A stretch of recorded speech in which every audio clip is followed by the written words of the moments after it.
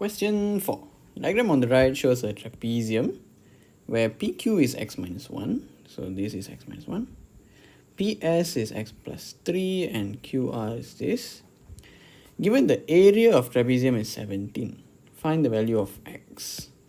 Okay, so first let's look at the formula for area of trapezium. It will be 1 over 2 A plus B times height. So the A and the B are the parallel lines. So most students will make the mistake of taking this as A and B. Don't. A and B must be parallel to each other. So if this is A, this is B, therefore this will be the height. Okay, so let's sub in all the information we have. Area is 17. A is x plus 3 plus B is 3x plus 2 times the height. Height is x minus 1. Then we expand and simplify.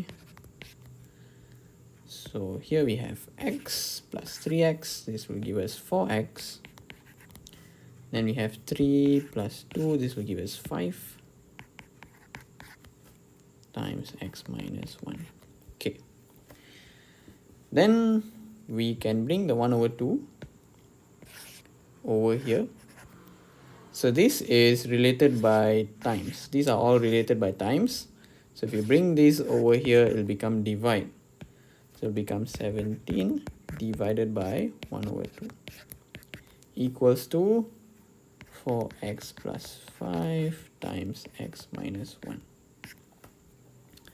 17 divided by 1 over 2.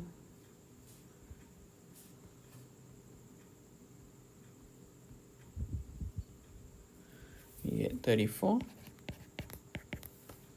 Then we expand this. So 4x times x is 4x squared minus 4x plus 5 times x, 5 negative 1. So 5 times x is 5x. 5 times negative 1 is negative 5. Then we rearrange it. So 4x squared minus 4x plus 5x will give us plus x. And then 34 we bring over here, so it will become negative 5 minus 34 equals 0. Okay, we can erase all these.